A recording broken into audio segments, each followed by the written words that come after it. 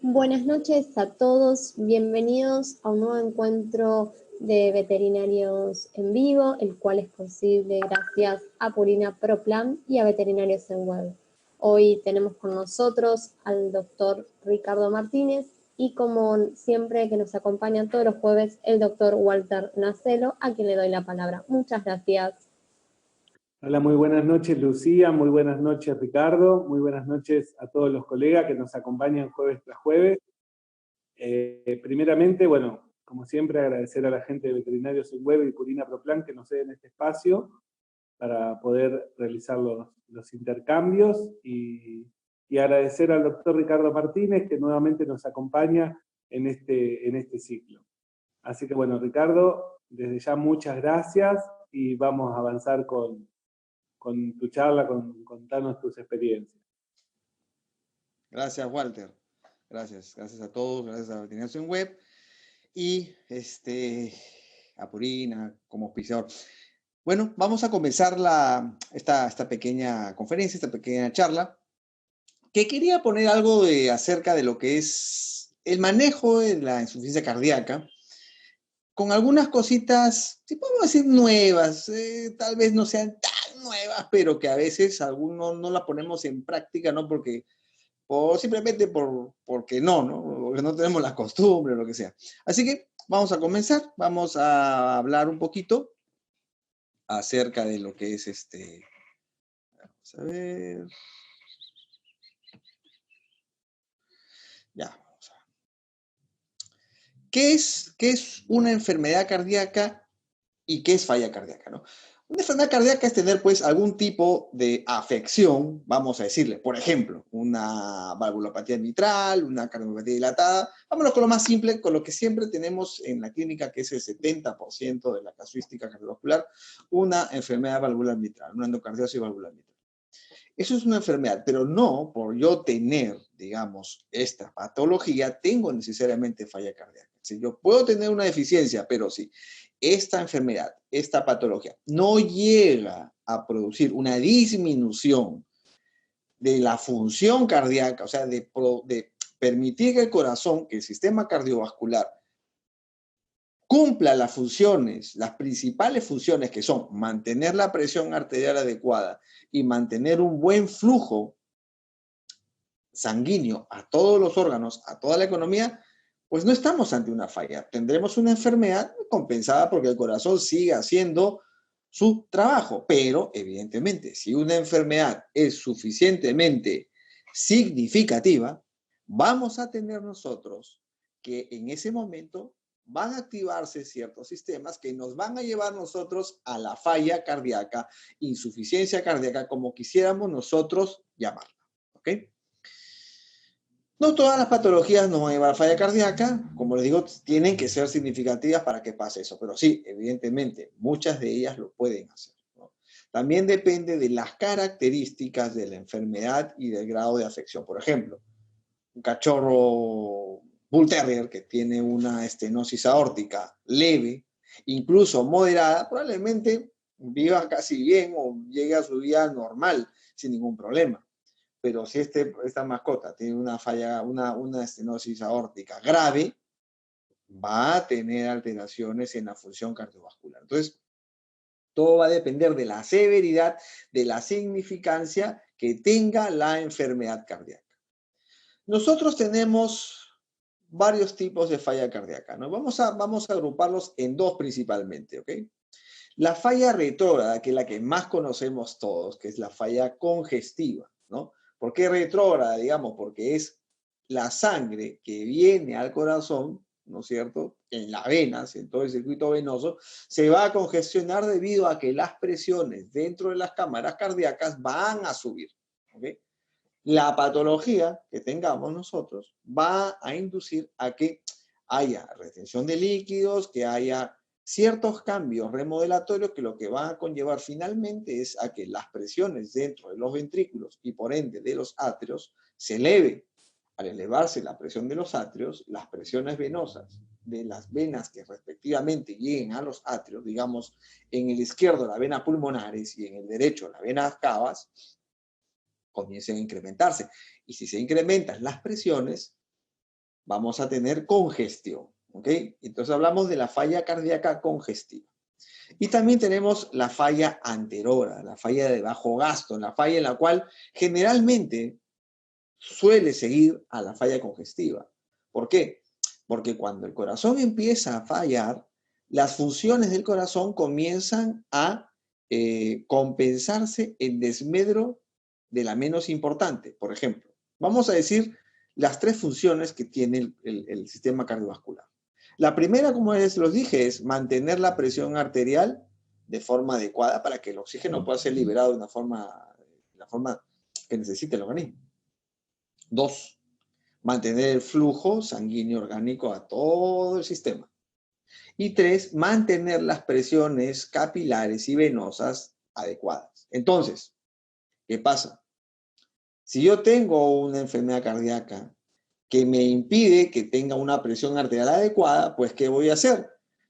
Voy a tener un desmedro de la segunda función. Para que yo mantenga mi presión arterial adecuada, voy a producir vasoconstricción periférica, de esa manera elevo, ¿no es cierto? Elevo la presión, pero eso me va a disminuir el flujo orgánico. Entonces, ¿qué hago para mantener el flujo orgánico? Tengo que incrementar el volumen. Entonces, comienzo a retener fluidos, comienzo a retener sodio, ¿no es cierto?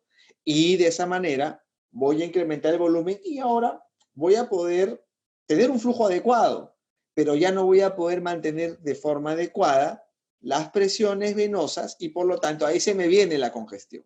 Pero ¿qué pasa? Conforme va avanzando la enfermedad, de repente, si bien ya no puedo manejar adecuadamente las presiones venosas, va a llegar un momento en que tampoco ya no voy a poder manejar el flujo. Y es más, de repente ya no voy a poder manejar la presión arterial. Entonces, ahí viene mi falla anterora, mi falla de bajo gasto. Cuando ya el corazón ya no puede mantener el gasto cardíaco adecuado para mantener las funciones orgánicas mínimas, ¿no? Comienza a venir falla cardíaca, comienzan a funcionar mal los órganos, el animal está hipotenso, está muy triste, está muy decaído, no quiere comer, se le siente frío, porque no llega la sangre a la piel de forma adecuada. Entonces, el animal comienza a centralizar, ¿no? A mandar la sangre, pues, al cerebro, al corazón y al riñón, lo que pueda. Y ahí va, ¿ok? Y el animal está muy decaído. Entonces, ahí tenemos una falla de bajo gasto, ¿no? Muchas de ellas, casi todas, pueden llegar. Evidentemente, las enfermedades que afectan al miocardio directamente van a tener mayor predisposición de llevarnos a una falla de bajo gasto, ¿no? Ahí tenemos, por ejemplo, un paciente que es un Golden. Vean ustedes el patrón respiratorio que tiene esta mascota. Es un patrón típico de un animal que tiene, pues, una afección a nivel torácico. Puede ser una neumonía severa, puede ser un edema pulmonar cardiogénico, que era el caso de este animalito. Es un paciente que tiene, pues, una disnea mixta con cierto reforzamiento expiratorio, ¿no? A ver, acá tenemos dos pacientes, no, perdón, un mismo paciente, hablando de la falla cardíaca anterógrada. Tenemos un paciente que llega así, miren esa cara, o sea, el perro plantado en el piso, con las patas medio extendidas, lo llama, se levanta con las justas, muy cansado, sin ganas de nada, el perro no quería comer, se estaba desmayando, apenas se caminaba unos pasos y ¡plum! Se desmayaba el perro. A la menor excitación, el perro no daba más. A la semana de instaurar una terapia, el animal viene como otro. Si bien no está pues al 100%, que es un perro que tiene 15 años, pues igual se le ve una mejoría evidente, ¿no? Ya se le ve pues mucho más contento, se para, mira su entorno, ya le interesa, mira al perro que está al costado, le ladra, quiere tener una pelea con él. O sea, ha cambiado completamente el animal, ¿no? Entonces, acá tenemos un ejemplo de que la falla anterógrada también es manejable. Así. Vámonos. Acá vamos a hablar básicamente, quiero centrarme un poquito en los animales que son un poquito mayores, ¿ok? Vamos a hablar de los gerontes. No quiero meterme en animales jóvenes porque es otro cantar, es un poco más complicado, no quiero meterme mucho en enfermedades congénitas, vamos a las enfermedades adquiridas, que son las más frecuentes, sobre todo lo que es enfermedad valvular mitral, tricuspidia, que es el 70%, y nuestro modelo que vamos a seguir de fisiopatología va a ser básicamente en base a enfermedad valvular mitral. Entonces, tenemos como principales enfermedades en los perros, pues la regurgitación mitral. El 30% de los animales con regurgitación mitral tienen también regurgitación tricuspidia, por causas degenerativas. Hay otro grupo de animales que tienen regurgitación mitral crónica y que esta congestión constante de las venas, ¿no?, produce de forma secundaria una hipertensión arterial pulmonar.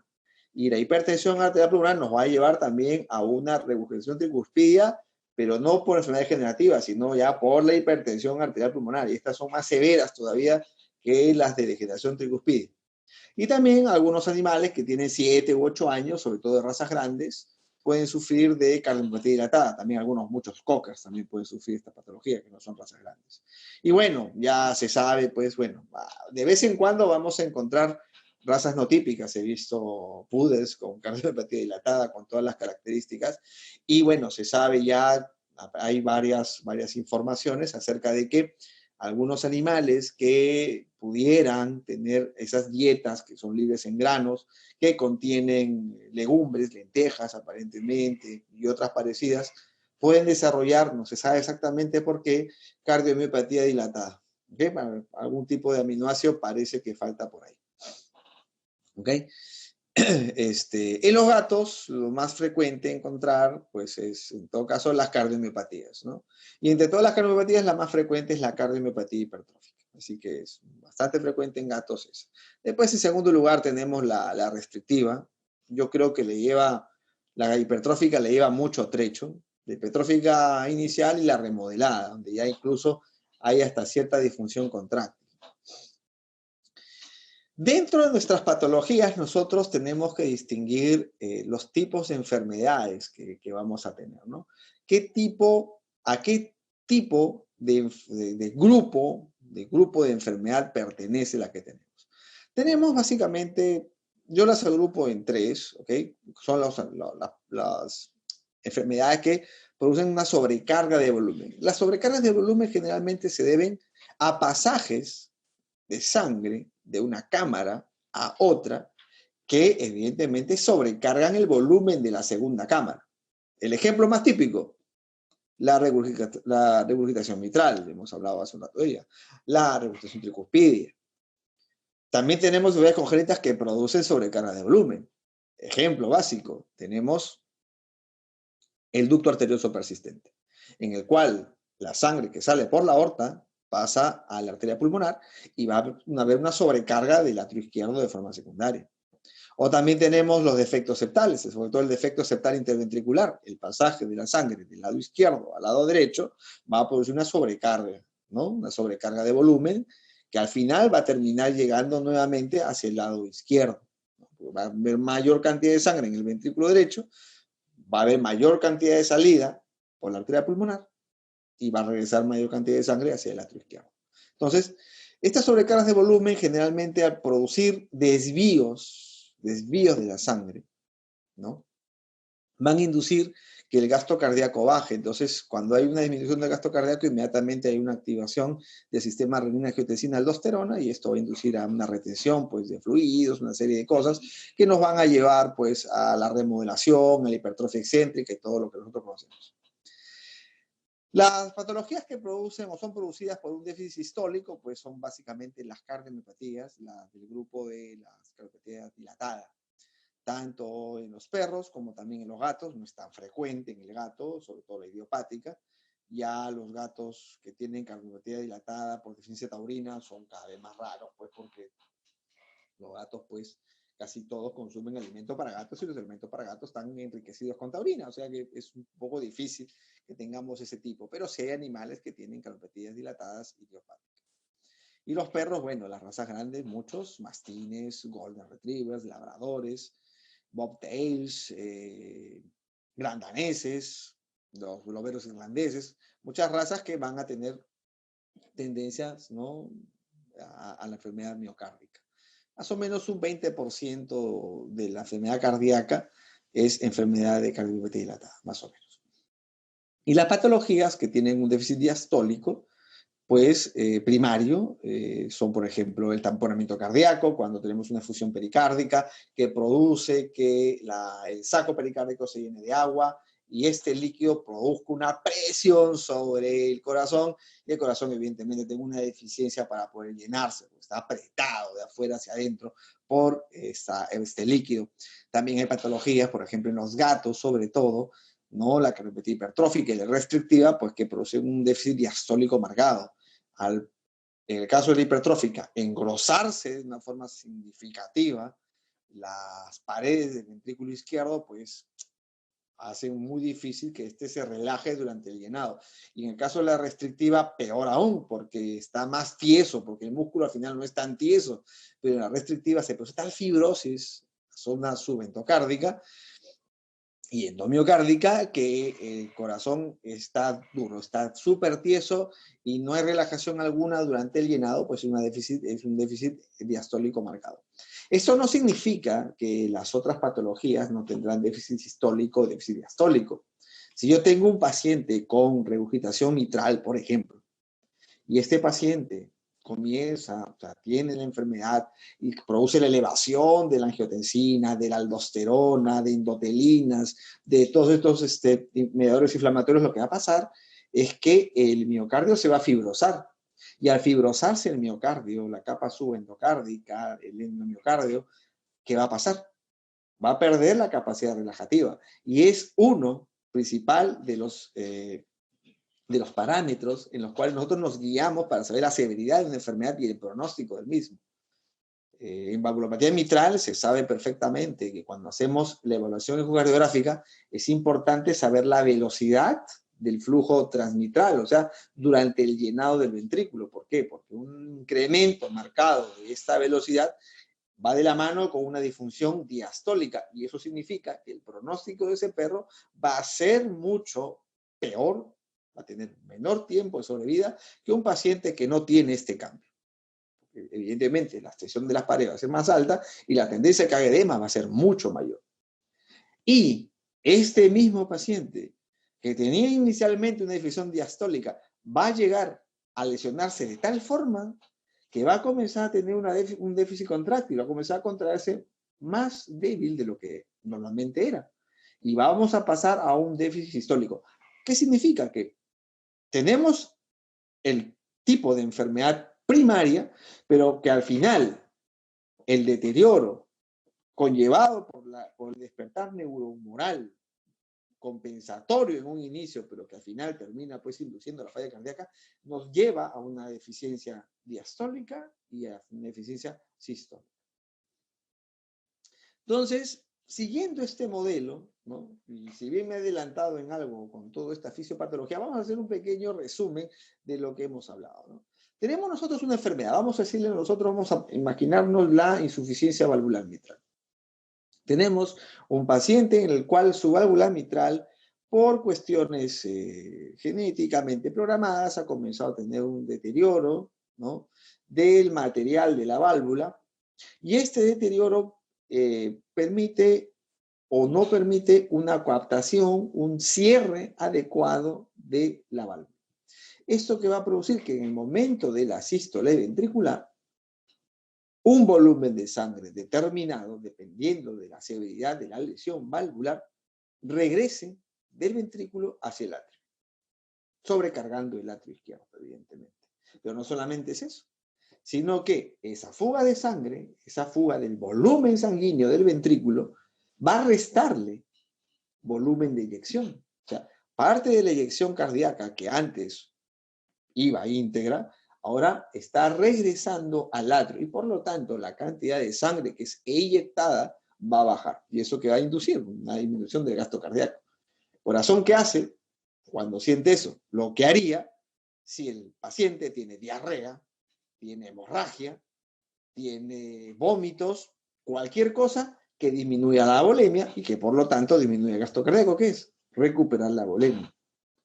levantar la presión arterial. Entonces tendremos nosotros una actividad simpática incrementada, con la cual se producirá vasoconstricción periférica y se incrementará la frecuencia cardíaca, y de esa forma va a tratar de compensar el gasto cardíaco. Pero también tendremos una activación del sistema renina-angiotensina-aldosterona, sistema que va a inducir a una vasoconstricción más duradera y una reabsorción mayor de sodio y de cloro a nivel de los túbulos renales, que va a inducir también a retención de agua, porque la sal no se queda sola. Se absorbe sal, se absorbe agua, y de esa forma se incrementa el volumen plasmático. ¿Y qué tenemos? Un incremento del volumen circulante. Al incrementarse el volumen circulante, este corazón enfermo tendrá que adaptarse ahora a este nuevo volumen, remodelándose. Y se va a remodelar en el caso de una sobrecarga de volumen, porque el estrés es durante la diástole, durante el llenado, pues con la adición de miofibrillas que van a elongar la fibra. De esa forma comienza a crecer el diámetro, el radio de la cámara. Y de esa forma, pues, va a compensar esa disminución eyectiva, porque ahora, al tener más volumen, si bien sigue regresando parte de ese volumen eyectivo al atrio por la falla valvular, bota más cantidad de sangre por la aorta. De esa forma, pues, por un momento controla el problema. Pero esto sí sigue, va a llevar a que la presión dentro de las cámaras suba de tal forma que va a comenzar, como dijimos antes, la congestión. Estas neurohormonas, vamos a llamarle, ¿no? Hormonas como la aldosterona, la misma angiotensina, a los que va a inducir también es una lesión de fibrosis endomiocárdica, ¿no? Y eso nos va a llevar pues a la falla diastólica. Al fallar la capacidad de relajación de las cámaras ventriculares, el vaciado atrial va a ser más difícil. Y al ser más difícil el vaciado atrial, la presión del atrio va a subir más, sea del izquierdo o sea del derecho, con lo que nos va a llevar al final, perdón, a congestión. Mayor congestión, e incluso de repente, si la presión sube demasiado, al edema, a la salida del líquido de las vénulas hacia el espacio intersticial, sea pulmonar o de repente a las cavidades, cuando es generalmente del lado derecho. Okay. Si la patología sigue, ¿no? La fibrosis, la lesión de los miocitos, va a conllevar incluso a una falla sistólica. Y es en ese momento en donde el animal ya comienza a tener la falla anterógrada, la falla de bajo gasto, porque ya el corazón no es capaz de botar la cantidad de sangre que necesita, y de esa forma los órganos ya no se irrigan de la manera adecuada y comienza a haber azotemia, comienza a haber debilidad, comienza a haber retrasos en la digestión, falta de apetito, etcétera, etcétera. Entonces, esa es la fisiopatología de cómo terminamos nosotros en la falla cardíaca. Tenemos acá un pacientito que está con edema pulmonar cardiogénico. Es muy similar el tipo de ventilación que encontrábamos en el Golden, que encontramos al inicio. Paciente que tiene una disnea polipneica, ¿no? Con esfuerzo expiratorio. Nunca la disnea de un paciente con edema pulmonar o con cualquier patología intratorácica va a ser inspiratoria. Nunca. Las disneas inspiratorias son de la vía aérea superior. Nada que ver con el tórax. Así que ningún ruido raro, porque muchas son estridorosas, generalmente tienen que ver con los problemas a nivel de tórax. Esta es una imagen radiográfica, ¿no? De un típico paciente que tiene un edema pulmonar cardiogénico. Tenemos acá, y si vemos, ven el mouse, perdón, ven el cursor del mouse, el puntero del mouse. Vamos a ver nosotros una cardiomegalia generalizada. Vemos un corazón que tiene 1, 2, 3, 4 espacios intercostales, que tiene contacto con 1, 2, 3 esternebras, y eso varía de acuerdo al tórax del perro. Lo ideal es hacer un índice cardiovertebral o una suma cardiovertebral, un índice Buchanan, como quieran llamarle, ¿no? Midiendo el largo y el ancho y comparándolo con los cuerpos vertebrales a partir de la cuarta vértebra torácica. Pero en este caso es un poquito más difícil, no quiero centrarme mucho en eso, pero tenemos pues una cardiomegalia generalizada, tenemos un desarrollo marcado del atrio izquierdo y tenemos pues un patrón intersticial difuso, sobre todo con mayor intensidad en la zona periliar pulmonar, que es característico del edema pulmonar cardiogénico. Tenemos un paciente que tiene disnea como los anteriores, radiografiamos y tenemos esta imagen, pues de cajón es un problema cardíaco, evidentemente, ¿no? Y tenemos que actuar. Estamos ante un paciente grave, un paciente que no puede ventilar, un paciente de colapso pulmonar, es un paciente de emergencia y que hay que actuar sobre él de forma inmediata. ¿Y qué hacemos cuando estamos frente a una falla cardíaca severa aguda, sobre todo un edema pulmonar agudo?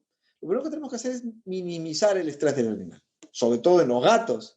Si nosotros no vamos a pelear con un gato que está con edema pulmonar cardiogénico, con una efusión pleural, lo más probable es que ese gato no siga a más, no lleguemos ni a hacerle ni un examen, ni una placa, ni nada, porque se va a morir, ¿no? Entonces, hay que minimizar el estrés. ¿Y cómo hacemos? Es tratar de manipularlo lo menos posible, y si es que el animal es demasiado alocado, pues tendremos que colocarle algún tipo de restricción química, de repente butorfanol, ¿no? Para disminuir al menos la intensidad del estrés. El butorfanol es muy bueno porque no produce una disminución de la tasa respiratoria, tampoco altera el gasto cardíaco, no baja la presión arterial. Entonces es una cosa muy, muy buena para trabajar con los animales en estado crítico, ¿no? Hay que tener cuidado porque a veces induce mucho sueño en algunos pacientes y bueno, por la posición pueden no ventilar bien, hay que estar siempre moscándose, pero hay que estar siempre vigilando. Pero en líneas generales es lo más seguro que se puede utilizar para tratar de minimizar el estrés en estos pacientes, ¿no? También hay a veces se puede usar buprenorfina con acepromacina, ¿no? Un poco más complicadito, a veces la acepromacina baja la presión arterial, que puede ser positivo en algunos casos, pero en otros no tanto. ¿Qué hacemos? Una vez que tenemos al paciente, pues iniciamos una terapia diurética, ¿no? Comenzamos con bolos generalmente de furosemida, entre 1 a 4 miligramos por kilogramo. Actualmente se recomiendan los bolos de 2 miligramos por kilo, repetitivos, ¿okay? Hasta completar 8 miligramos por kilogramo. Se administran en intervalos de aproximadamente de 2 horas, ¿okay? Hasta conseguir la diuresis adecuada y que el animal mejore la ventilación, evidentemente. El apoyo de oxígeno, ¿no? No pelearse con el perro colocándole o el gato colocando la máscara, a veces es mejor colocarlo en una zona, un canil de cuidados intensivos con ambiente oxigenado, es mucho menos estresante para el animal que pelearse en ponerse la máscara, es un poco más pesado, pero la idea es que el animal tenga un ambiente con oxígeno enriquecido, de esa forma va a aprovechar mejor, ¿no? En los casos más severos, acá en nuestro medio no es sencillo, ¿no? En otras latitudes sí, por ejemplo, los animales que están con falla cardíaca aguda, con un edema muy severo, pues a veces pasan a respiración asistida, ¿no? Los sedan, colocan propofol, los intuban y van a una máquina de ventilación asistida y de esa forma mejoran de forma evidente la oxigenación del paciente, ¿no? Y de paso descansan los músculos que están agotados, están muy agotados debido a la intensidad de la disnea, la continuidad de la disnea. Acá está la dosis de butorfanol que se recomienda para disminuir el estrés en los pacientes, ¿no? En caso de que el distrés respiratorio se deba a efusión pleural, esto es muy importante, sobre todo en los felinos, porque ustedes saben que el gato hace efusión pleural a pesar de que la falla cardíaca sea izquierda, debido a ciertas cualidades anatómicas donde drenan las venas pulmonares, parietales y viscerales.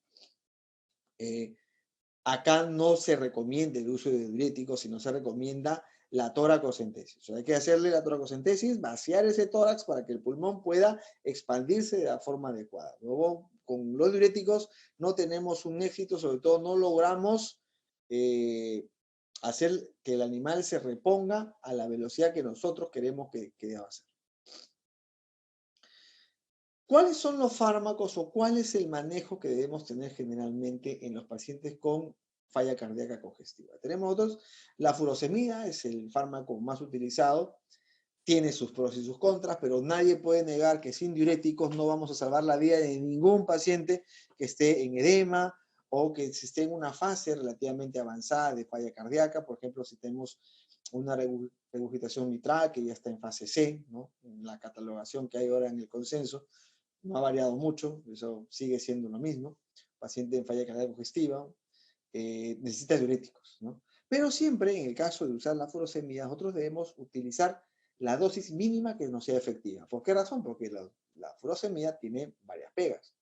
Ustedes saben muy bien que casi todos los diuréticos de ASA producen algo, que es disminución de la tasa de filtración glomerular. Entonces, cuanta más alta sea nuestra dosis, corremos más el riesgo de que podamos inducir una azotemia y si hay una falla por ahí renal oculta, hasta una uremia en nuestros pacientes. ¿Okay? Recuerden ustedes que también normalmente vamos a combinar nuestros diuréticos con inhibidores de seca y eso va a fomentar aún más el riesgo de azotemia o de uremia en nuestros pacientes. Cuando nosotros colocamos furosemida, que tenemos que tener en cuenta que la furosemida va a comenzar a trabajar si la colocamos intravenosa aproximadamente en 5 minutos, pero los efectos picos serán en 30 minutos. ¿Okay? Entonces no podemos esperar que el animal comience a orinar apenas lo hemos colocado. Si la acción pico empieza a los 30 minutos, nosotros debemos empezar que a los 45 o a la hora el animal debe estar orinando en cantidad suficiente. Si no es así, repetimos la dosis. ¿Okay? La vía oral va a tardar mucho más. Nosotros damos la tableta, ¿ok? Y en una hora recién comienza a ejercer un efecto, que es ejercer la acción, pero el efecto a pico, ¿no? Lo tendremos en 2 horas aproximadamente. Las dosis van a variar, 1 a 4 miligramos por kilogramo, desde cada 24 horas hasta 3 veces por día, a veces hasta 4 veces por día, pero no debemos pasarnos de 12 miligramos por kilogramo diarios, ¿ok? Si no ya va a haber procesos tóxicos, ¿no? Incluso a nivel no solamente renal, sino incluso a nivel del oído. También nosotros podemos utilizar la infusión constante en los casos de los pacientes críticos. Hay ciertas discrepancias de cuál es mejor, si la infusión constante, si los bolos, porque cuando al final, y vamos a ver más adelante un pequeño estudio que se hizo, se hace la medición total de la cantidad de litros de orina que se produce casi la misma, ¿ok? Pero hay que tener en cuenta que la eliminación de orina es más constante cuando utilizamos nosotros la infusión continua. Mientras que cuando utilizamos los bolos tenemos momentos en que orina un montón y otros momentos en que orina mucho menos. Pero si sumamos la cantidad de orina producida en el día, es casi la misma. ¿Ok? Y como les dije, la dosis mínima efectiva. ¿Por qué razón? Porque no solamente disminuye la tasa de filtración glomerular, sino también es un activador del sistema renina-angiotensina-aldosterona. La furosemida activa este sistema, activa el RAS, y de esa forma es contraproducente para el manejo a largo plazo de nuestra falla cardíaca. ¿Okay? Entonces, la dosis mínima efectiva. Si por ahí el animal va bien sin furosemida, pues nada, se queda sin furosemida. Pero bueno, el perro que está en fase C para arriba rara vez se puede mantener sin dosis, aunque sea bajitas de furosemida. Efectos adversos típicos, bueno, hipovolemia, hipocalemia, hiponatremia. ¿Okay? Y la hipocalemia, y también he puesto hipomagnesemia, que también es importante y que también se produce por el uso de los diuréticos de ASA. Y la azotemia, que hemos hablado, ¿no es cierto? Que hay que evitarla. ¿Qué ganamos nosotros salvando al perro de la falla cardíaca? Si al final se nos muere por insuficiencia renal, que es lo que puede pasar, y a veces pasa, les digo, o sea, no es algo raro. Muchos perros tienen fallas renales ocultas. Y esa es la ventaja, por ejemplo, de ahora los sistemas que tienen la medición del SDMA, de la dimetilacrinina simétrica, que es un biomarcador de la filtración glomerular mucho más precoz que la medición de creatinina sérica, ¿no? La creatinina comienza a elevarse cuando el animal tiene más del 60% de lesión renal, mientras que el SDMA se eleva cuando la falla o la lesión está en 30% nada más los riñones. Es mucho, mucho más sensible y no tiene alteración alguna con la musculatura, porque a veces uno va, tiene un perrito de 14 años, todo súper flaquito y pequeño, le saca la creatinina y está en 1.3 y uno dice, está contento, está dentro de valores normales, no ha llegado a 1.5, pero ese perro de 15 años, de 14 años, súper flaquito y viejito, no tiene ni músculos. Entonces, no puede tener mucha creatinemia. Entonces, ese perrito debería tener 0.7, 0.8 de creatinina para nosotros estar tranquilos.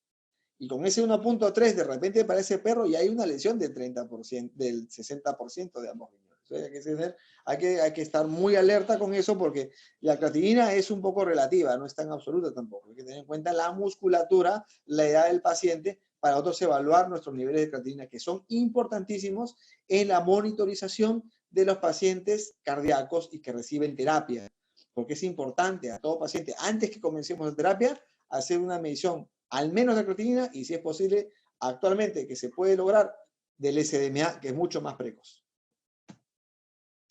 Acá tenemos la bendita ley de Frank Starling, en la cual tenemos un paciente, acá tenemos dos rectas, la del gasto cardíaco, y tenemos la precarga, la cantidad de sangre que llega al corazón, ¿no es cierto? Entonces acá tenemos nuestra curva, y tenemos pues que evidentemente ante más precarga, ¿no es cierto?, ante más sangre que llega al corazón, el gasto cardíaco se va a incrementar hasta un punto. Arriba de este punto, más precarga, ¿qué significa? Congestión. ¿Okay? Entonces, nuestro trabajo es con los diuréticos llegar solamente de regreso hasta este punto. Porque si luego nos vamos para acá, que ya es una deshidratación, estamos bajando la precarga, ya bajamos el gasto cardíaco. Y si bajamos el gasto cardíaco, ¿quiénes son los primeros que se van a afectar? Los riñones. ¿Okay? Entonces, siempre hay que tener mucho cuidado cuánta diuresis utilizamos para evitar que nos pase esto. O sea, hay que evitar que el animal esté con congestión, pero tampoco hay que deshidratar al animal y poder inducir algún tipo de alteración renal. Acá está justo lo que les hablaba sobre, bueno, no es un trabajo tan nuevo, es un trabajo del 2003, ¿ok? Pero acá se hizo una comparación de lo que es la cantidad de orina, el volumen urinario, que se consigue en 24 horas. Y al final se logra ver, ¿no?, que el volumen que se consigue con bolos en las 24 horas es prácticamente el mismo que se consigue con la infusión constante. ¿Ok? Pero como les dije, la infusión constante produce una cantidad de diuresis más constante que los pulsos. ¿Ok? ¿Cuáles son válidas? Las que más se acomode. ¿Ok? La verdad, muchas veces es difícil mantener al animal en infusión constante. Es más trabajoso, necesitamos una bomba de infusión para trabajar bien. A veces no hay bomba de infusión, usamos los bolos. Entonces, oxigenoterapia y bolos de furosemida, está muy bien. Está muy bien. ¿Ok? No hay que sentirse mal de no hacer la infusión constante. Y es más, también ha habido una comparación, ha habido un estudio, ¿ok? Este sí es del 2015, en el cual se comparaba, pero esto es en perros sanos, ojo, pero ya induce a pensar, la capacidad diurética, el efecto diurético de la furosemida administrada de diferentes vías. Y ahí se demuestra, se llega a demostrar que la administración subcutánea en perros sanos, hay que tener en cuenta que en perros sanos el flujo a nivel dérmico pues es mejor, hay mejor absorción de las drogas, pero la administración subcutánea fue muy similar a la comparativa con la vía intravenosa y oral. Entonces, se postula que en animales en los cuales el acceso intravenoso sea dificultoso, la vía subcutánea es una buena vía. Pero también tenemos la vía intramuscular, ¿no? Que también se recomienda, ¿no? En el último consenso del American College of Veterinary Internal Medicine, que se acaba de colocar la nueva, bueno, no es el nuevo estadiaje de la valvulopatía mitral, sino el nuevo protocolo de manejo, que no ha variado mucho realmente. Les voy a hacer unas pequeñas menciones después. Pues se recomienda el uso de la furosemida intravenosa o intramuscular. Pero hay que tener en cuenta que también, por ejemplo, en gatos se puede utilizar la vía subcutánea, que es un poquito menos estresante muchas veces que la intramuscular, que el dolor es un poquito más intenso. Hablemos un poquito de este diurético, la torsemida, ¿no? La torsemida es un diurético de asa nuevo, pero que es 10 veces más potente que la furosemida. Y por lo tanto, tenemos que utilizar una dosis menor, 0.1 a 0.2 miligramos por kilogramo de peso y cada 12 horas, porque el tipo de vida media es mayor que el de la furosemida. No hace falta colocar 3 veces por día o 4 veces por día. Suficiente con la administración de 2 veces al día para que tengamos un efecto adecuado. Ahora, por ejemplo, la pérdida de potasio, la hipocalemia, es más frecuente encontrarla con torsemida. Entonces, no es raro que muchos perros que usan torsemida se pongan hipocalémicos. Hay que tener mucho cuidado y medir el potasio en los pacientes que usan torsemida.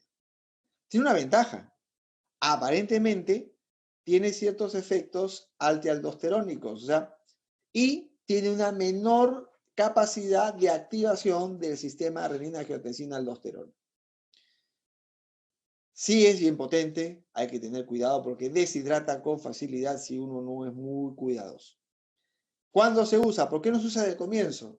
Porque la furosemida va bien. Mejor usamos la furosemida y cuando ya el animal es un poco refractario a la furosemida, se pasa a la torsemida. Ahora, el problema de la torsemida, por ejemplo, en mi país es que no es muy fácil de conseguir. A veces hay, a veces no hay, con el nombre comercial de Sutrilneo. No sé, en los diferentes países de todos los que están acá, ahorita escuchando esta charla, la tendrán a mano. Incluso hay una empresa europea que comercializa torsemida de uso veterinario, pero va muy bien en aquellos animales en los cuales la furosemida ya no trabaja de la manera adecuada. Recuerden, tiene menor actividad, menor efecto de activación del sistema renina-angiotensina, aparentemente tiene ciertos efectos antialdosterónicos, pero produce una deshidratación mayor y sobre todo una pérdida de potasio mayor que la furosemida. ¿Ok?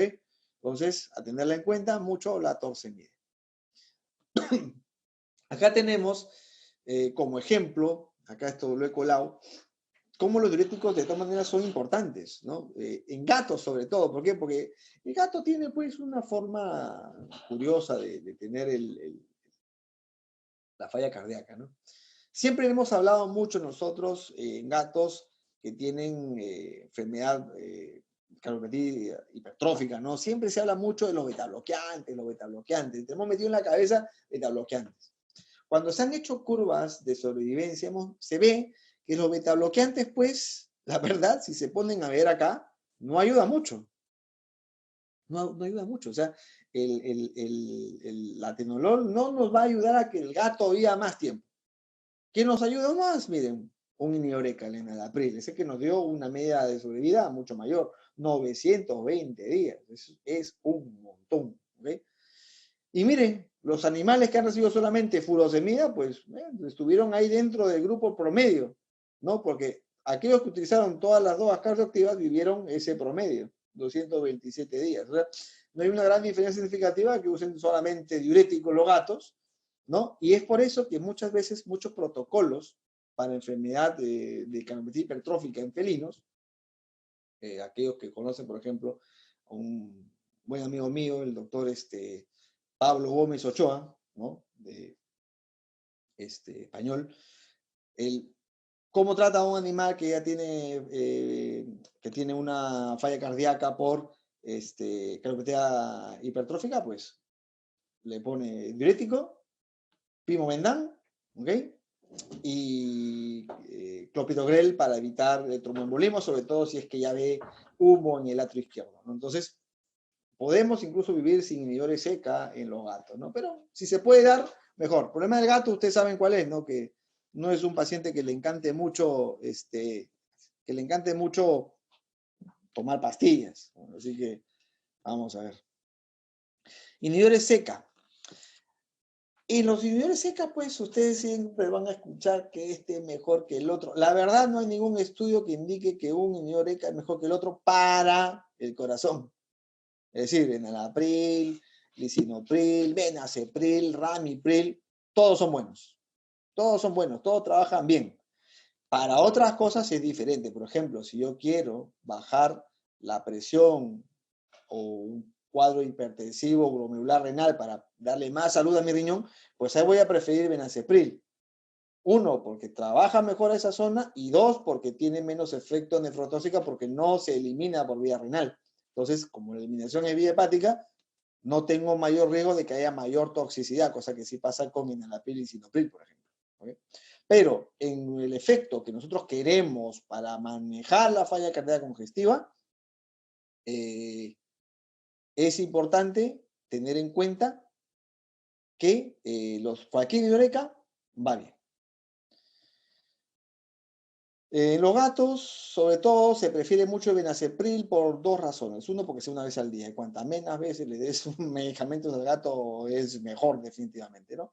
Y porque va también bien en aquellos pacientes que tienen ciertas patologías renales, ¿no? Lo que buscamos con los inhibidores SECA, pues, es la inhibición del sistema renina-angiotensina-aldosterona, que es, pues, el precipitante de toda esta enfermedad. ¿Okay?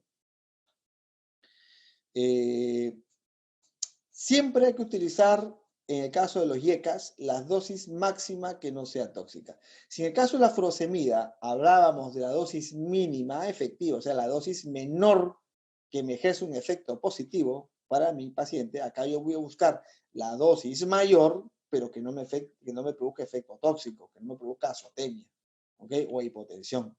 Yo no quiero eso. ¿Okay? Entonces buscamos la dosis máxima no tóxica en estos casos.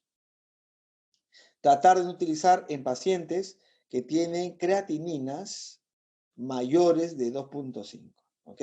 Sobre todo, ¿no? Y teniendo en cuenta que no usen diuréticos, ¿no? Porque con diuréticos, sí, así tenga 2, va a subir más.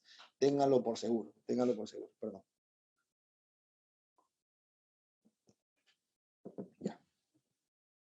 Espironolactona. La espironolactona es muy usada, viene en combinación muchas veces en muchos fármacos de venta para nosotros los médicos veterinarios, porque tiene un efecto importante, ¿no? Se vio pues que la aldosterona se elevaba por vías independientes del sistema renina-angiotensina-aldosterona, significaba que la inhibición IECA no eliminaba la elevación de aldosterona al 100%. Entonces se vio que el uso de la espironolactona disminuía esta aldosterona, que al final se vio que producía efectos fibrosantes, esclerosantes del músculo cardíaco. Entonces, para eso se utiliza la espironolactona. Pero hay que usarlo en perros. ¿Por qué? Porque hasta ahora en gatos no hay ninguna evidencia que ayude. No hay ninguna evidencia que ayude. El gato con restrictiva se le fibrosa todo, usen lo que usen. Y los gatos con keratitis hipertrófica no se ha visto que tengan un buen beneficio con el uso de espironolactona. Y es más, no es raro que los gatitos que usan espironolactona les hagan este tipo de lesiones de placas, ¿ok? Tipo de eosinofílicas, por el fármaco. Y le digo, yo lo he visto, a mí me ha pasado varias veces, ¿no? Se da el espironolactona por terco y los gatos comienzan a salirle todas estas llagas en la cabeza, en la zona periural, y les molesta, ¿no? Y al final, la verdad, no ayuda mucho. Pero en los perros no puede faltar, sobre todo en aquellos animales que están en estadio C de la valvulopatía mitral, ¿no? Estamos hablando más de ellos, ¿no? La disminución de esta actividad fibrótica, de esta remodelación, esta esclerosis del músculo, pues va a evitar que el animal tenga esta disfunción diastólica de que tanto hablamos, ¿no? De que el corazón se ponga duro, se ponga tieso, y que de esa forma, pues las presiones dentro de las cámaras se eleven y el pronóstico de los pacientes bajen mucho más. La dosis, actualmente la dosis que más se recomienda es la de 2 miligramos por kilo, cada 24 o cada 12 horas. ¿Okay? Es la dosis que más se recomienda. Si comenzó con medio miligramo por kilo, se pasó a 1 y ahora estamos ya en el último consenso, como les digo, se está proponiendo que sea 2 miligramos por kilo la dosis recomendada. Hay que tener cuidado, evidentemente, que pueda haber azotemia, que pueda haber hipercalemia, ¿ok?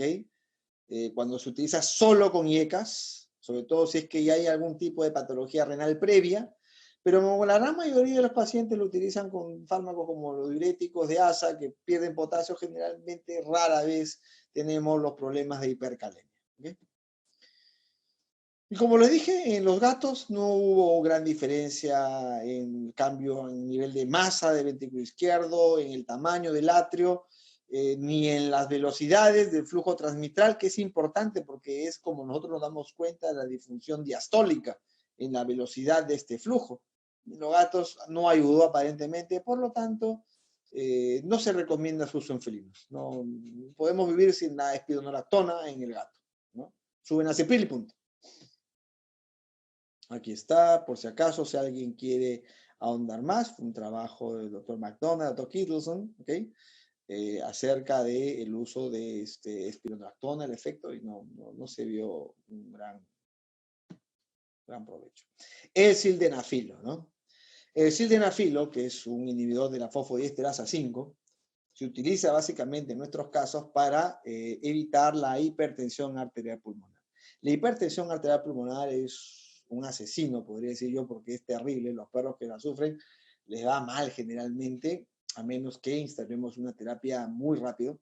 Y generalmente pues es una respuesta a esta congestión venosa crónica que existe a nivel postcapilar pulmonar y que conlleva que hay una respuesta hipertensiva, ¿no?, del lado arterial pulmonar y que conlleve pues a un incremento tal de la presión arterial pulmonar que comience a revertir la cosa y que la sangre ya no pase del lado arterial al lado venoso, sino haya una dificultad en el pasaje, un incremento marcado, una poscarga del árbol pulmonar y empecemos con una falla, una disfunción severa a nivel del ventrículo derecho, del atrio derecho, con una congestión, con ascitis y también con colapso animal, porque más bien ahí la presión arterial sistémica comienza a caer.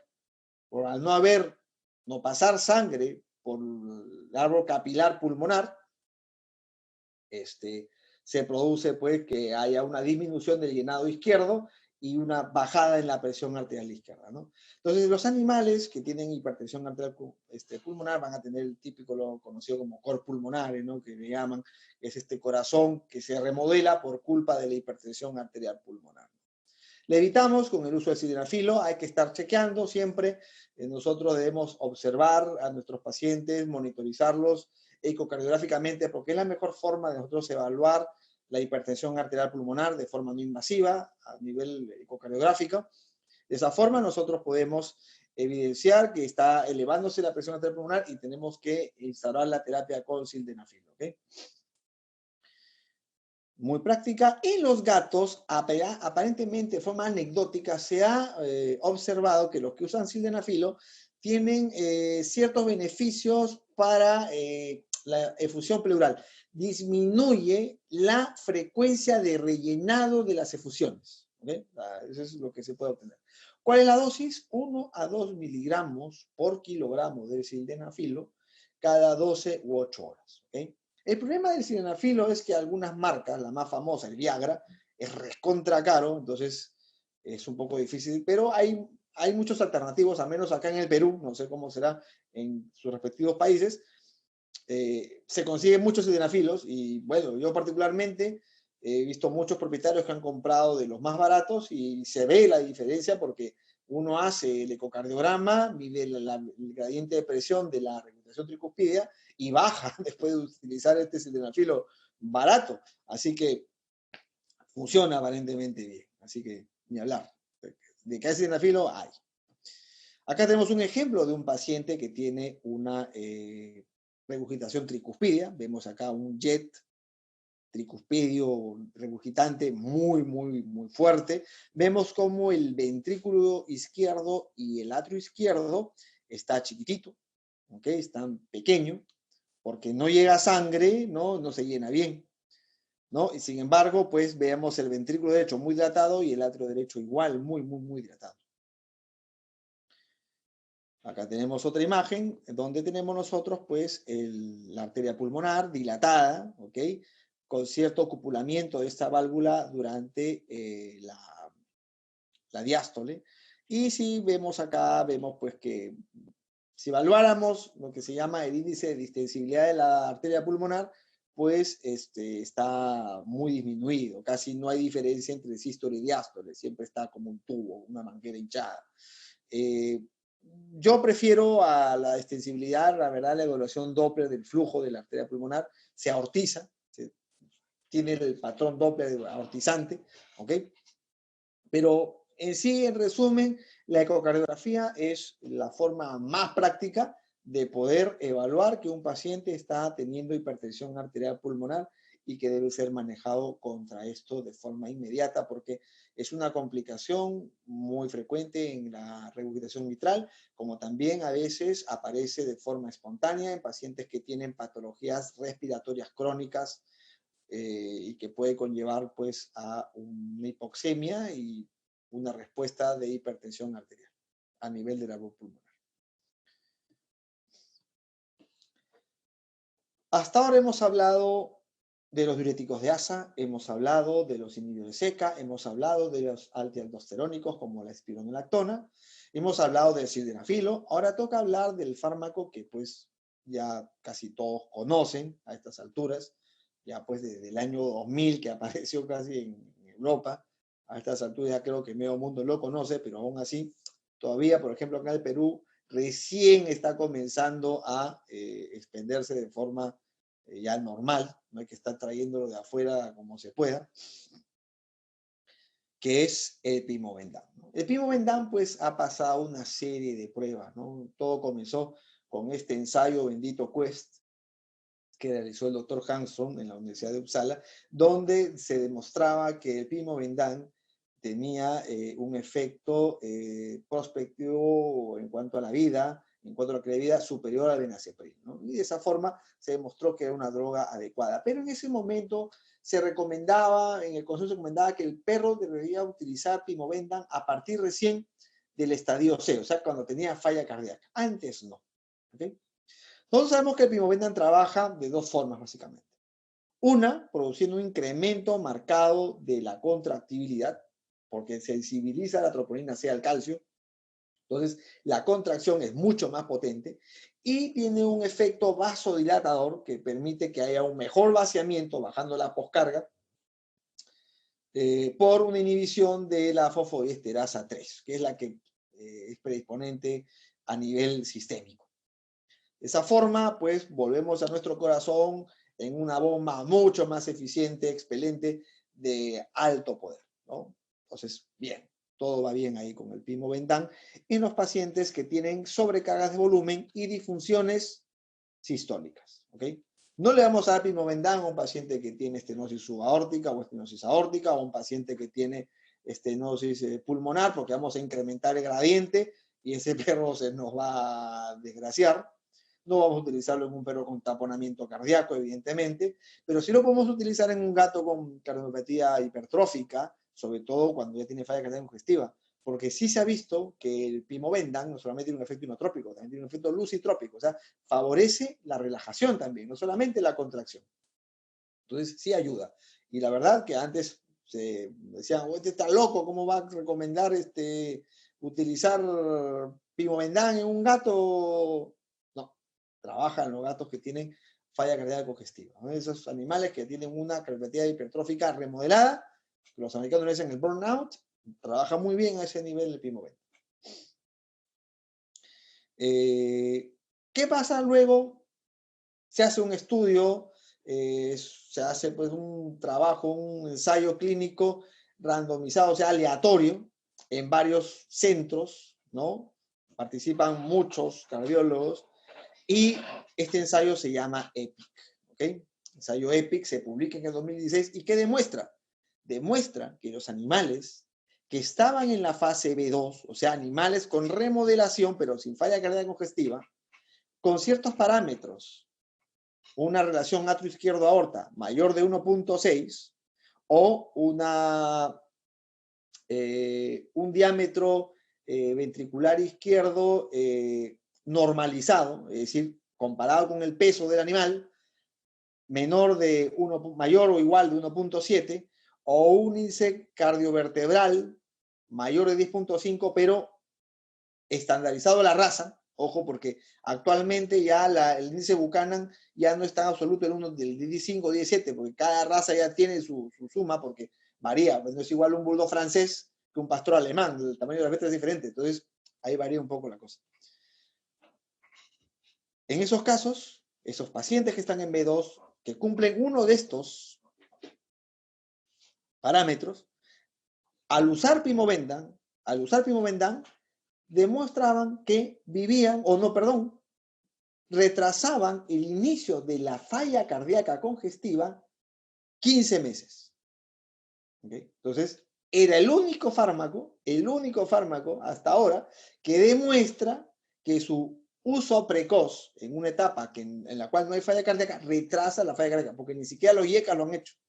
Hasta ahora no hay un estudio en que los IECA digan, si yo le meto IECA, o sea, le meto benacepril, enalapril, ramipril a un perro que está en fase B2, me vaya a retrasar tantos meses el inicio de la falla cardíaca congestiva. O sea, no hay estudio, no se ha conseguido. Pimobendan sí lo hizo. Entonces, ¿qué pasa? A partir del bendito EPIC, cada vez se consume más Pimobendan y entonces ahora es más escaso. ¿Ok? Pero trabaja. Y evidentemente veríamos nosotros un efecto positivo porque vamos a retrasar el inicio de la insuficiencia cardíaca congestiva en nuestros pacientes 15 meses. Estamos hablando de casi 1 año y medio. ¿Ok? Eso es importante. Acá tenemos un trabajo en el cual se observa el incremento o el efecto en la sobrevivencia de los gatos con cardiomiopatía hipertrófica y falla cardíaca congestiva con el uso del Pimobendan. Y se observa en el resultado, básicamente, que los animales que reciben Pimobendan viven 626 días en promedio, mientras que los que no reciben Pimobendan viven 103 días. Entonces, un análisis estadístico simple, hay una gran significancia entre los que usan Pimobendan y no. Ahí se demuestra que efectivamente el Pimobendan trabaja adecuadamente bien en los pacientes con falla cardíaca inducida por cardiomiopatía hipertrófica. Este es el consensus que ha salido en marzo de este año, ¿ok? Publicado en el Journal del American College of Veterinary Internal Medicine, donde pues ahora ya se coloca dentro de la categoría B2 el manejo con Pimobendan. Ya en este consenso ya entra eso, ya ingresó. O sea, EPIC es trasladado ahora a esta normativa, ¿ok? A estas guías dadas por este consenso del Colegio Americano de Medicina Interna. Entonces nosotros vamos a ver acá, ¿no? Estadio B2, ¿no? Animales que tienen enfermedad valvular mitral asintomática, ¿ok? Pero tienen una remodelación con crecimiento del atrio izquierdo, con crecimiento del ventrículo izquierdo, pero están bien, ¿ok? Pero ellos ya, ¿qué deben usar? Deben utilizar Pimobendan, ¿ok? La dosis que todos conocemos, 0.25 mg por kilogramo cada 12 horas. Y nosotros tendremos pues una ventaja, ¿no? Y acá ellos colocan que hay una evidencia fuerte de que esto funciona. Si bien acá recomiendan el tratamiento dietético y también los inhibidores ECA, tenemos que la evidencia es débil, ¿ok? La evidencia es débil. Pero, por ejemplo, más o menos la mitad de los pertenecientes a este concilio usan inhibidores ECA en esta fase y los otros no. Entonces lo dejan en libertad, en libertad. ¿Quieres ponerle? Le pones. ¿No quieres ponerle? No le pones. Pero sí tienes que poner Pimobendan en fase B2, ¿ok? Fase B2, recuerden, perros con remodelación izquierda, con atrios con relaciones mayores a 1.6. Relaciones atrio-izquierda, aorta mayores de 1.6, ¿ok? No hay que olvidarse de eso, porque puede haber un pequeño crecimiento del atrio izquierdo, pero está en una relación de 1.4. No le pongo todavía Pimobendan, ¿ok? 1.6 para arriba, ¿ya? Acá tenemos un paciente con cardiopatía hipertrófica remodelada.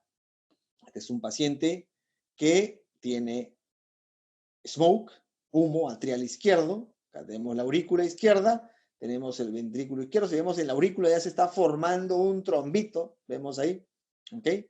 Este paciente tiene que recibir adelgazantes, tiene que recibir clopidogrel, sí o sí, de todas maneras, ¿no? Y vemos, miren el tamaño de este atrio izquierdo comparativamente con la aorta, es brutal, ¿no?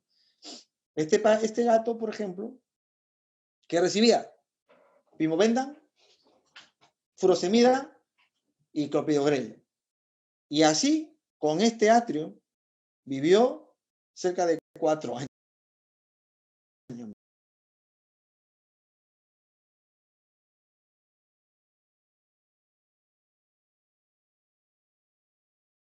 Más, con esa terapia.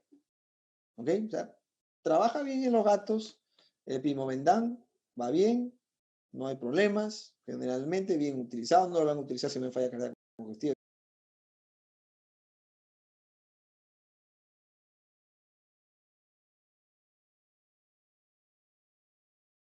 Evidentemente, pero va muy bien. Acá tenemos otro gato que tiene su trombo, este gato ya, cuando tenemos un gato con un trombo de este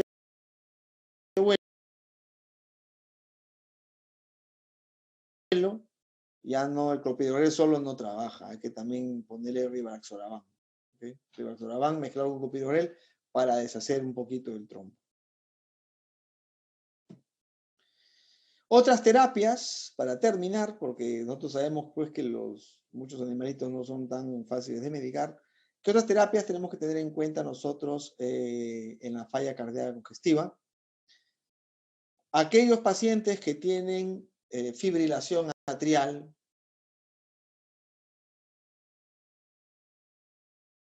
esas típicas ritmos rápidos, desordenados, es la típica arritmia irregularmente irregular que induce respuestas ventriculares altas, mayores de 160 latidos por minuto. Recuerden ustedes una cosa, eso es importante. El gasto cardíaco se mantiene entre frecuencias de 60 a 160 latidos por minuto. Menos de 60 latidos por minuto, ya el gasto cardíaco no se va a mantener y va a haber, por lo tanto, activación del sistema renal angiotensina aldosterona. Arriba de 160, igual. ¿Ok? Entonces, que los perros que tienen fibrilación atrial y que tienen 220, 250 latidos por minuto, no van a poder mantener y es muy difícil controlar que no haya una activación RAS a pesar de que ustedes utilicen IECAS. Entonces hay que bajar la frecuencia cardíaca. Entonces la mejor forma es volver un poquito más refractario al nodo atrioventricular. Perdón, y eso lo conseguimos con el uso de digital, digoxina, dosis bajas, ¿ok? Dosis bajas. Debemos tener una dosis plasmática más o menos entre 1 y 1.5 nanogramos por ml. Suficiente con eso, ¿ok? O la combinación de digital, aún más baja la dosis, con diltiazem. Se logra a veces mejores efectos. O también a veces con amiodarona. En lo personal, yo a veces he tenido problemas con la amiodarona a nivel hepático, he tenido animales que se me han puesto amarillos, tengo que retirar la amiodarona porque las enzimas hepáticas se van al cielo, ¿ok? ¿Ya? Por eso creo que a los americanos no les gusta. Yo les digo amiodarona a ellos y se escarapelan, no les gusta la amiodarona. Tal vez sea por eso. ¿Ok? Después, en los gatos, el uso de clopidogrel, ¿no? Para evitar las trombosis. El uso de rivaroxaban en aquellos animales que ya tienen un trombo que no se ha soltado todavía, es mucho más útil. Nutrición, evidentemente hay que bajar la dosis de sodio en los alimentos, ¿okay? Fomentar un poquito el enriquecimiento con potasio, la mayor parte de las dietas cardíacas lo tiene. Ácidos grasos, omega 3 es muy importante, sobre todo en aquellos pacientes con tendencias a las arritmias ventriculares, va muy bien el ácido omega 3. También tiene un efecto positivo sobre la caquexia cardíaca. Recuerden que durante la falla cardíaca congestiva se producen miostatinas, sustancias que van a inducir una caquexia progresiva en el animal, aparte de por sí la disminución del flujo cardíaco, pues hace que haya un mayor catabolismo. Entonces va bien los ácidos grasos omega 3. Y bueno, aquellos pacientes que tienen efusiones pleurales abdominales, por ejemplo, muchos pacientes con ascitis, cuando llegan a cierto grado de ascitis, pues en lugar de reventarlos con diuréticos, es más fácil y más útil y más sano para el paciente hacerle un drenaje, ¿no? Un drenaje abdominal, una abdominocentesis y retirar todo el líquido, ¿no? Hacerlo con un catéter fenestrado, cortar la piel, se ingresa, se saca con una válvula de 3 vías, obtenemos todo el líquido, dejamos al paciente flaquito y ni hablar, se va agilito y cuando vuelva a llenar, volvemos a repetir el procedimiento, ¿no? Y los animales obtienen una calidad de vida suficientemente adecuada. ¿Okay? Eso es todo. Espero que no haber aburrido, que esté todo bien, que les haya gustado la conferencia. Acá habían unas preguntitas acá en el chat, pero no puedo subir un ratito. A ver, hay unas preguntitas en el chat acerca de la dosis de butorfanol. Yo utilizo variada dependiendo del animal 0.1 a 0.3 miligramos por kilogramo. ¿Okay? Rara vez llego a 0.4 o 0.5 porque tampoco no hace falta tumbar al animal, solamente que pierda un poquito el estrés nada más. ¿Okay? Diuréticos, la hidroclorotiazida no va bien, o sea, no va bien al inicio. Se utiliza a veces combinada con diuréticos de asa. Eso, por ejemplo, si obtienen este paper del último consenso, van a ver que se recomienda el uso de hidroclorotiazida combinada con furosemida en casos pues, refractarios. Yo prefiero usar la torsemida porque me ha ido peor con la combinación en cuanto a azotemia en los animales que cuando utilizo torsemida.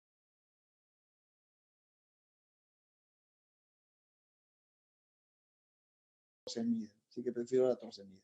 Si no pueden conseguir torsemida, pues combinan. ¿Ya? Manitol sí no se recomienda en falla cardíaca porque su efecto es diferente, ¿no? A ver, acá hay otra. Copulmonares, bueno, ya hablamos de eso. ¿En cuánto clopidogrel para los gatos? Generalmente, no me acuerdo de cuánto viene la tableta, pero con un cuarto de la tableta cada 24 horas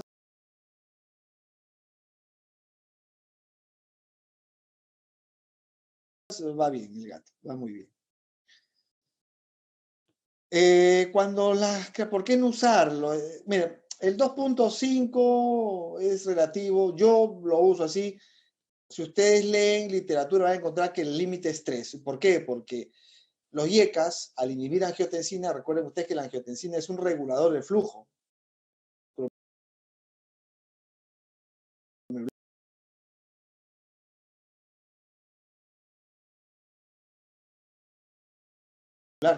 Entonces se pierde esa regulación del flujo, entonces podemos inducir mayor azotemia en los pacientes que ya tienen una disminución de la filtración con un biomarcador como la creatinina tan elevado ya en nivel en 3, ¿no? Entonces yo prefiero ser un poquito más cauto, 2.5 pueden llegar hasta 3, o sea, digamos que la ley es hasta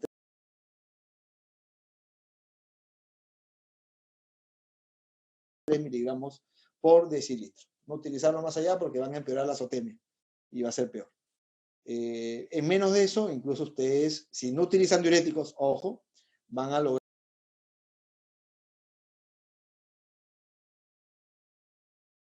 una protección renal, ¿no?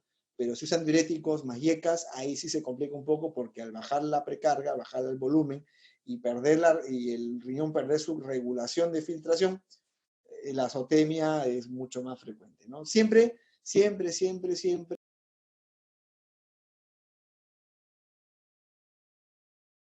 perro que intente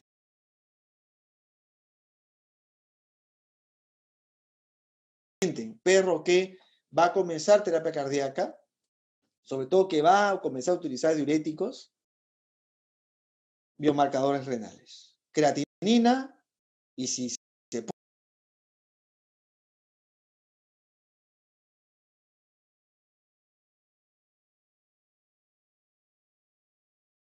puede, SDMA. ¿Ok? Digo se puede porque es caro y porque ahorita mismo una sola empresa lo comercializa. ¿Okay? Yo tengo acceso a ella, o sea, tengo sus equipos, pero no hay acceso en otras marcas, ¿no? Pero sí, evidentemente, pues te da la ventaja de que uno puede tener una idea de cómo está ese riñón mucho antes de que ya esté elevada la creatinina, que es un paso mucho más allá, es el doble de lesión. ¿Okay? Si no hay más preguntas,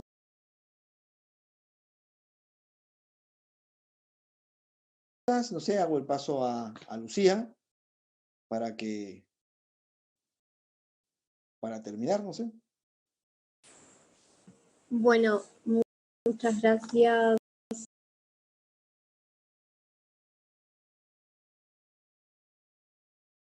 a todos, muchas gracias al doctor Ricardo Martínez y muchas gracias también a Walter por acompañarnos todos los jueves.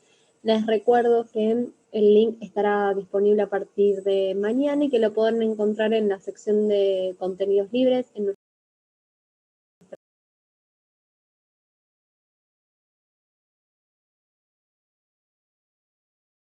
página de Veterinarios en Web, Veterinarios en Vivo, ahí encontrarán este link como de las charlas anteriores. Muchas gracias y buenas noches. Igualmente, muchas gracias a todos ustedes. Buenas noches.